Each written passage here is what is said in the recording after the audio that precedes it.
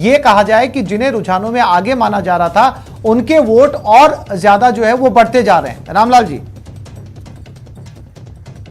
2 round की counting complete हुई है और मेरे ख्याल से 12-13 राउंड आते आते इससे स्पष्ट होने लगेगी कि अब रुझान किस ओर जाएंगे। बहुत कम चांसेस होते हैं कि 15 राउंड के बाद की काउंटिंग के अंदर कोई बड़ा फेरबदल नहीं हो। अगर नेट टू नेट अगर फाइट है तो फिर भी हो सकता है, बाकी अगर ज्यादा अगर अंतर नहीं है तो होने की संभावनाएं कम रहती है। मैं यही कहूंगा अभी कि इन चुनावों के अंदर भारतीय जनता पार्टी ने सरकार को जिन मुद्दों के आधार के ऊपर हम घेर सकते थे वो घेरने का प्रयास भी किया। जनता के साथ किए गए वादे थे, उन वादों को भी जिक्र हमने किया और जो बात हमें कहनी थी, जो रखनी थी, वो रखने का प्रयास किया। ये बात अंतिम सत्य है कि जनता का जो जनादेश है वो सभी के सिर माथे है। हर पार्टी अपनी अपनी बात रखने का प्रयास करती है।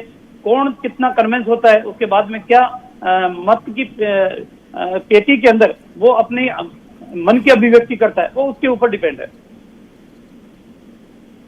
बिल्कुल रामलाल जी ठीक कह रहे हैं कि आप ये जनता जनादेश होता है और जनादेश में जनता तय करती है कि उनके सामने जो लोग वोट लेने के लिए आए वो किन्हें चुनती है। संगीता गर्ग भी हमारे साथ जो है वो इस समय जुड़ी हुई है। संगीता जी, क्या लग रहा है रुझानों को देखकर? आपको उम्मीद थी आपको कि इसी तरीके के रुझान आएंगे?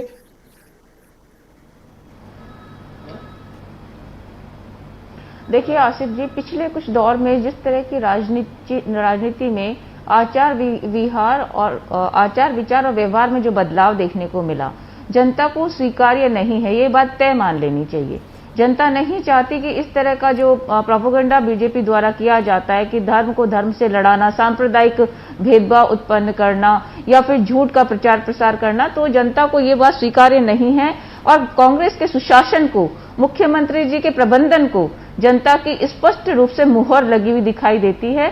साथ ही साथ मैं ये भी बताना चाहूंगी कि जो किसान आंदोलन है उसका भी एक बड़ा महत्वपूर्ण यहाँ पर जो रोल है किसानों का भी, वो भी हम देख रहे हैं। और डेफिनेटली जो कांग्रेस ने सुशासन दिया पिछले 2.5 साल के कार्यकाल में, माननीय मुख्यमंत्री अशोक गहलोत जी के दिशा निर्देशानुसार जिस तरीके से राजस्थान में काम हुआ, पिछले जो कोरोना लॉकडाउन के समय में भीलवाड़ा का जो रोल मॉडल उभर कर आया, न केवल देश में अपितु विदेशों में भी भूरी भूरी प्रशंसा की गई। राजस्थान में जिस तरीके से प्रबंधन हुआ, ये तमाम चीजें जो हैं वो कांग्रेस के पक्ष में जनता द्वारा दिए गए मत के रूप में स्पष्ट परिणित होती हुई दिखाई देती है। और साथ ही साथ तो ये स्पष्टता राजसमंद सीट पर क्यों नहीं है? जनता का देखिए, अभी राजसमंद के जो चुनाव हैं वो अभी मतगणना वहां पर चल रही है और ये आप इस तरीके से ये कहें कि परिणाम आपके सामने आ गया, तो परिणाम अभी नहीं आया है। सब्र रखिए, इंतजार कीजिए। निश्चित रूप से राजसमंद का चुनाव परिणाम भी कांग्रेस के पक्ष में ही आएगा। आप ये कहना चाह रही हैं कि जहां पर आप पीछे चल रही हैं वहां पर आप जीत जाएंगे और जहां पर आप आगे चल रहे हैं आपके इक्वेशन, आपकी दलील के हिसाब से, तो वहां पर जो दूसरे नंबर पर पार्टी है वो भी आगे जा सकती है, क्योंकि अभी तो रुझान आ रहे हैं ना, मतगणना पूरी नहीं हुई। देखिए आसिफ जी,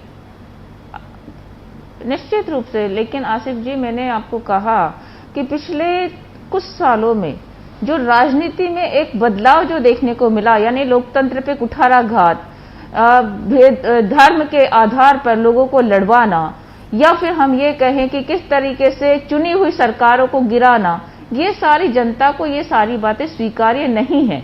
और साथ ही साथ जो राजस्थान में कांग्रेस पार्टी ने जो सुशासन और प्रबंधन किया वो जनता ने देखा भी है और जनता उस बात पर स्पष्ट रूप से मोहर वोट के माध्यम से उसने लगाई है। और आपने जैसा कहा कि भाई कुछ परिणाम, मैं तो ये कह रही हूँ राजसमंद का चुनाव जरूर ऊपर नीचे होगा और निश्चित रूप से वहां पे भी कांग्रेस पार्टी परचम लहराएगी, लेकिन जो 2 सीटें हम जीत रहे हैं उसका रिजल्ट आप देख रहे हैं कि कितने वोटों से कांग्रेस आगे है। तो वहां पर आप ये कहना उचित नहीं होगा। रामपाल जी कुछ जवाब देना चाहेंगे कांग्रेस प्रवक्ता का? मतलब इनका ये कहना है कि राजसमंद भी ये जीत जाएंगे जब चुनाव के नतीजे घोषित होंगे और बाकी दोनों सीटों पर तो ये पहले से ही आगे चल रहे हैं। साथ ही केंद्र पर भी कई तरह के आरोप हैं। इनका कहना है कि जनता वो बात समझ गई है, इसीलिए तीनों सीटों पर ये जीतने जा रहे हैं। रामलाल जी, देश की जनता बात समझ गई तभी तो कांग्रेस को चंद सीटों के अंदर समेट के रख दिया। जनता ने बात समझी तभी तो समेटा इनको। और रही बात इनकी नीतियां और इनका कार्य अगर अच्छा होता तो जनता इसको स्वीकार करती। अब संगीता जी कहते हैं कि धर्म की राजनीति करते हैं। हाँ, बिल्कुल हम स्वीकार करते हैं कि हम धर्म की राजनीति करते हैं, और राजनीति में से अगर धर्म निकाल दोगे तो बचेगा क्या? राजा निरंकुश हो जाएगा, राजा अहंकारी हो जाएगा। चाणक्य ने भी ये कहा है कि राजनीति के अंदर नेता, राजनीतिक व्यक्ति को धर्म के आधार के ऊपर चलना ही चाहिए। धर्म ये नहीं सिखाता कि आप किसी दूसरे को अवॉइड कर दो। धर्म का अर्थ ये है कि आपको नैतिकता रखनी पड़ेगी, आपको जीवितता रखनी पड़ेगी, आपको सहानुभूति रखनी पड़ेगी, आपको धर्म के आचरण विचार को महत्व देना पड़ेगा। अधर्मी राजा जितने भी हुए हैं उनका इतिहास उठा के देख लो, उन्होंने कैसा काम किया है। इसलिए राजनीति से आप धर्म को अलग कैसे कर सकती हो? रही बात ये, इन तीनों उपचुनाव जो हो रहे हैं, इन तीनों उपचुनावों का परिणाम देखिए, दो चीज मैंने पहले ही कही है।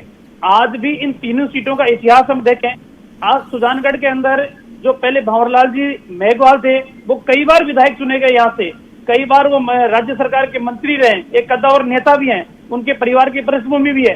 ये भी एक आधार है। सहाड़ा की सीट है, जो इनके पति का निधन हुआ कैलाश द्विवेदी जी का, वो कई बार यहाँ से विधायक रहे, वो पृष्ठभूमि भी है, जनता के लिए उन्होंने काम किया है। ये भी हर काम को आप सरकार के कामों के आधार पे मोहर लगाएं, ये मेरे ख्याल से उचित नहीं है। हर सीट का अलग मापदंड है, मतदाताओं के पास अलग चॉइस होती है, उसके आधार पे वो मतदान करते हैं। ठीक है रामलाल जी।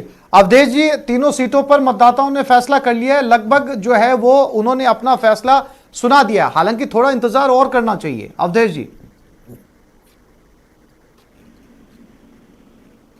देखिए आसिफ जी, जो सुजानगढ़ और सहाड़ा है वहां पे ट्रेंड बिल्कुल सेट हो चुका है और लग रहा है उसी दिशा में चुनाव परिणाम जाएंगे, क्योंकि मार्जिन काफी बढ़ गया है। और जब 8, 9 या 10 राउंड हो जाते हैं तो हम ये नहीं कह सकते कि किसी कास्ट, किसी कम्युनिटी के वोट उधर ज्यादा थे उस पार्टी के, इसलिए उसको ज्यादा मिल गए। 8, 9 राउंड में मेरे हिसाब से सभी तरह के वोट काउंट हो जाते हैं, तो वहां पे दोनों सीटों पे ट्रेंड सेट हो गया है।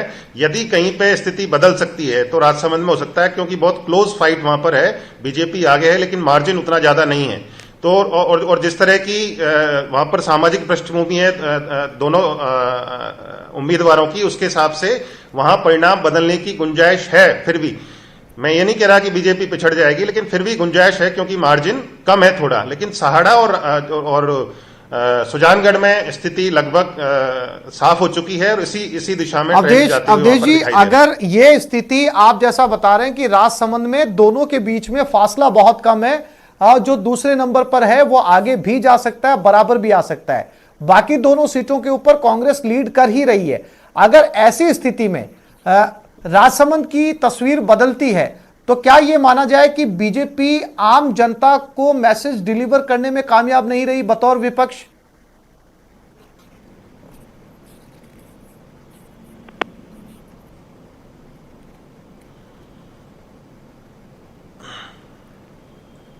अवधेश जी, मेरी आवाज मिल रही है आपको? देखिए आसिफ जी, जो चुनाव होता है पूरा के पूरा, अभी रामलाल जी ने बिल्कुल दुरुस्त फरमाया कि चुनाव कई फैक्टर्स पर काम करता है। चुनाव में कई फैक्टर काम करते हैं, उसमें राज्य सरकार का परफॉर्मेंस, केंद्र सरकार का परफॉर्मेंस, लेकिन सबसे ज्यादा जो प्रभावी होते हैं वो लोकल मुद्दे होते हैं। जो उम्मीदवार है उसकी कास्ट क्या है, कास्ट की इक्वेशन क्या है, कैंडिडेट सिलेक्शन किस तरह से हुआ है, तो ये सारे मुद्दे काम कर सकते हैं। लेकिन जब चुनाव प्रचार में जाती है पॉलिटिकल पार्टी, जैसे बीजेपी गई इस बार, तो बीजेपी ने लगातार इस मुद्दे को उठाया कि 2.5 साल में जो सरकार है अशोक गहलोत सरकार, उसका जो परफॉर्मेंस है वो बहुत बेकार रहा है, लोगों को उस पर वोट करना चाहिए। और लगातार बीजेपी के नेता ये दावा करते रहे कि जो सरकार का परफॉर्मेंस है बेकार है, उपचुनाव में वहां की जनता कांग्रेस को सबक सिखाएगी। और कांग्रेस लगातार ये कहती रही कि कांग्रेस सरकार का परफॉर्मेंस अच्छा है, इसलिए हमको यहां पर वोट मिलेंगे। तो अल्टीमेटली जो इस नैरेटिव को जीतता है वो इसको बनाता है, जिसके खिलाफ जाता है वो इस नैरेटिव को छोड़ के स्थानीय समीकरणों के बारे में बात करने लग जाता है, जिस तरह से रामलाल जी अभी अपने को गिना रहे थे। बिल्कुल, ये अपने आप में एक बड़ी महत्वपूर्ण बात है। चूंकि रामलाल जी और संगीता जी बीजेपी और कांग्रेस से हमारे साथ लगातार बने हुए। संगीता जी, तस्वीर जो है वो लगभग साफ है, रुझान जो है वो रुझान बता रहे हैं, ट्रेंड सेट हो चुका है। हालांकि ये भी है कि जो इंडेक्स, जो ग्राफिक्स हमें मिल रहे हैं, जो आंकड़े हमें राजसमंद सीट से मिल रहे हैं, उसमें फासला दोनों के बीच में बहुत कम होता जा रहा है। जब शुरुआती रुझान आए थे राजसमंद सीट के तो बीजेपी बहुत ज्यादा वोटों के साथ आगे थी, लेकिन जैसे जैसे अगले राउंड की गिनती पूरी होती जा रही है, ये फासला दोनों के बीच में, दोनों के दरमियान कम होता जा रहा है। जबकि सहाड़ा और सुजानगढ़ में यह फासला बढ़ता जा रहा है। कहां जाकर बैठेगा संगीता जी ये गणित, आपको क्या लग रहा है?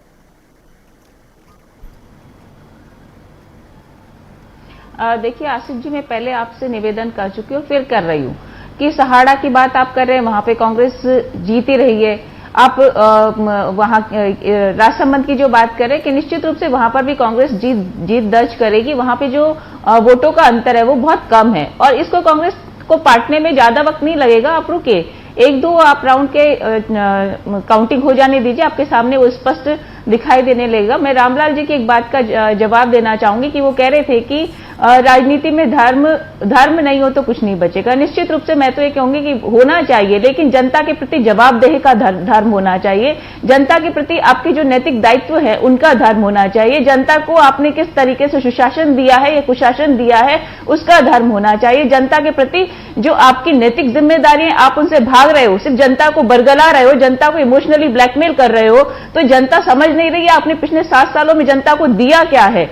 केंद्र सरकार जो है हर मुद्दे पर सिर्फ जनता को बरगलाने का काम, झूठ बोलने का काम और उनसे जो झूठे वादे किए वो जनता के सामने परिलक्षित हुए। साथ ही साथ राजस्थान के जो सुशासन है और प्रबंधन है और यहां पर जो मुख्यमंत्री गहलोत जी द्वारा जो पिछला कार्यकाल था उसमें निःशुल्क दवा योजना और अब जो चिरंजीवी योजना के माध्यम से जो चिकित्सा का अधिकार दिया गया, जनता ने उसको सराहा है। जनता ने ये देखा कि राइट टू एजुकेशन अधिकार, आरटीआई और जितने भी अधिकार हैं, चाहे वो जन्म से लेकर मृत्यु तक के जो अधिकार होते हैं कि शिक्षा, मेडिकल, चिकित्सा, ये सारे अधिकार किसने दिए? जनता अब धीरे धीरे समझने लगी और भारतीय जनता पार्टी के द्वारा जो खोखले दावे और वादे किए जाते हैं उनको पूरी तरीके से नकार दिया गया है। और ये तीनों उपचुनाव साबित कर देंगे कि राजस्थान में आने वाले समय में न केवल अभी अपितु आने वाले समय में भी कांग्रेस पूर्ण बहुमत से आने वाले समय में भी यहां पर आएगी। और ये जनता ने अपने वोट के माध्यम से, क्योंकि चुनाव में जनता जनार्दन होती है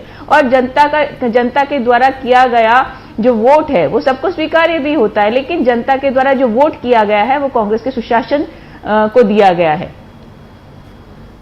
ठीक है, रामलाल जी।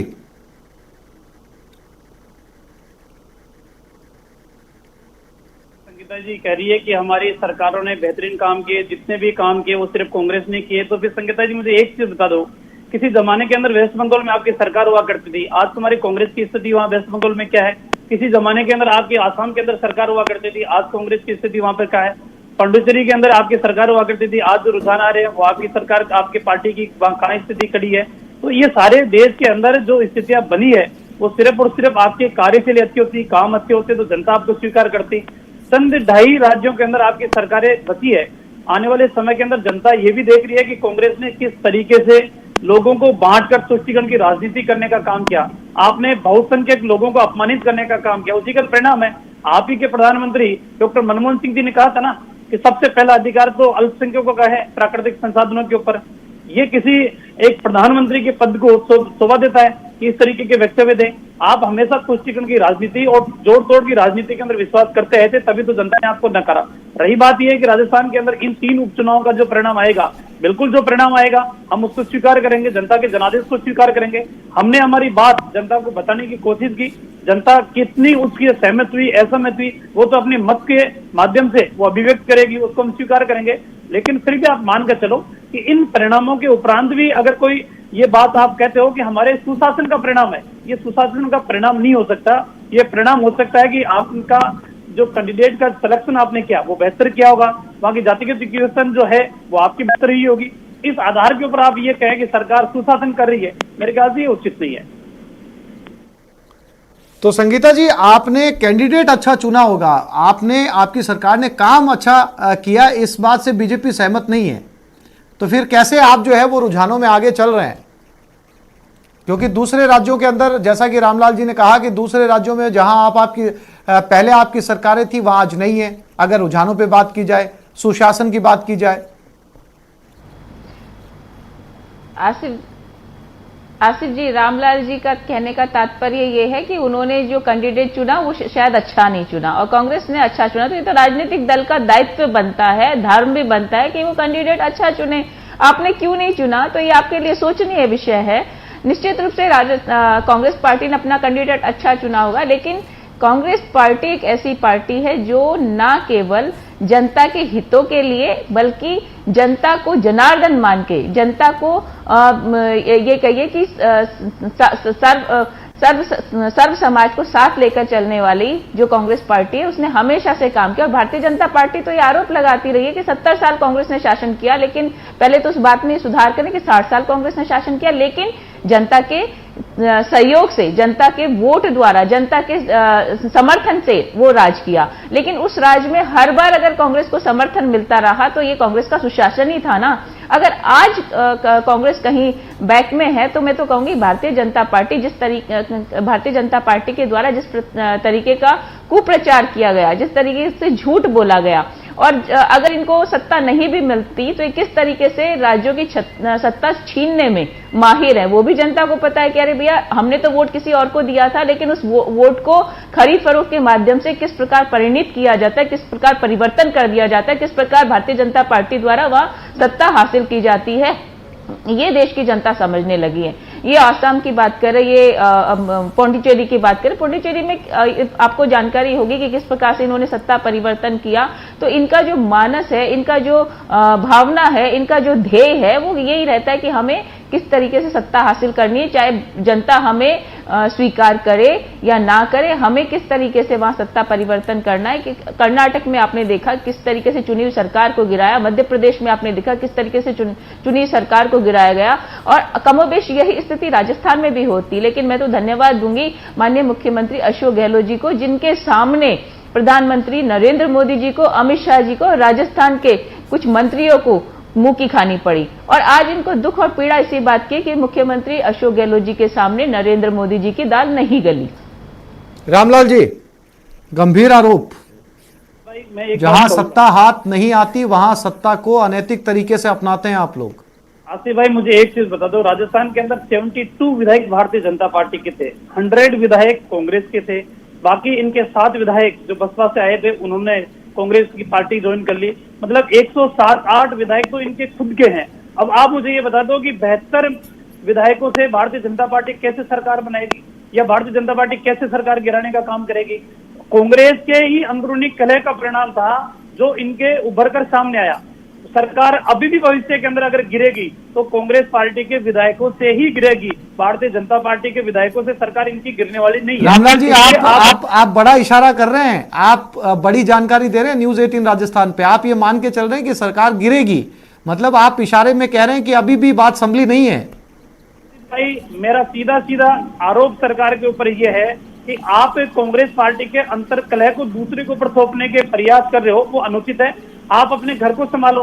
अब मेरी बात सुनिए, इन्हीं के सदन के नेता, इन्हीं के मुख्यमंत्री किसी को निकम्मा कहे, किसी को नकारा कहे, इन्हीं के मंत्री किसी को ये कहे कि राजनीति के अंदर, मैं उस समय राजस्थान विश्वविद्यालय का अध्यक्ष हुआ करता था जब इनके पूर्व पार्टी के एक अध्यक्ष नेकर पहन के घूमते थे, ये हमने तो नहीं कहा, ये तो इन्हीं के पार्टी के नेताओं के बयान है। जो आज भी राजस्थान सरकार के ही विधायक सरकार को कटघरे में खड़ा करने का काम करते हैं। भ्रष्टाचार की गंगा बह रही है, रुकने का नाम नहीं ले रही है। किस तरीके से पुलिस सांठ-गांठ करके भूमाफियाओं के द्वारा, बजरी माफियाओं के द्वारा लोगों को, अधिकारियों को कत्ल करने का काम कर रहे हैं, उसके बावजूद भी आंख बंद करके मुख्यमंत्री जी बैठे हुए हैं। ये हम थोड़ी कह रहे हैं, इन्हीं के विधायक कह रहे हैं। फिर भी अगर ये हमारे ऊपर आरोप लगाते हैं तो मैं इनके विवेक को साधुवाद देता हूं, धन्यवाद देता हूं कि इनकी सोच इतनी है। रामलाल जी, फिर से लौटते हैं, तीनों सीटों के चुनावी नतीजों पर लौटते हैं, क्योंकि आज बात सारा राजसमंद और सुजानगढ़ को लेकर हो रही है। राष्ट्रव्यापी राजनीति की बातें हम अक्सर करते रहते हैं। ये नतीजे अगर रुझानों के मुताबिक ही डिलीवर होते हैं, जो रुझान इस समय चल रहे हैं, और आपको साथ साथ ये भी बताता चलूं रामलाल जी कि राजसमंद की जो सीट है उसके ऊपर रुझानों का फासला भी बहुत तेजी से कम होता जा रहा है। अगर ये नतीजे ऐसे ही आते हैं रुझानों के मुताबिक, रणनीति में बदलाव करने की जरूरत है रामलाल जी, आगे और मेहनत करेंगे, क्योंकि अभी भी 2.5 साल हैं सरकार के पास में, मौजूदा सरकार के पास में। देखिए आसिफ भाई, जो भी परिणाम आएंगे वो परिणाम हमारे लिए सिरोधार है। जहां कमी हुई है उसको हम सुधार करेंगे, उस कमी का को दूर करने का काम करेंगे। बिल्कुल इसको हम स्वीकार करते हैं, हम नहीं है, हम अपनी बात के ऊपर अडिग नहीं है, हम वास्तविक स्वीकार करने वाले लोग हैं, और वास्तविकता को स्वीकार करते हुए जो परिणाम आएंगे उसमें कमी खामी रहेगी, उसको दूर करने का काम करेंगे। जी आप दोनों मेहमान मेरे साथ बने रहिए, मैं एक छोटे से ब्रेक के लिए रुक रहा हूं, जल्द लौटता हूं।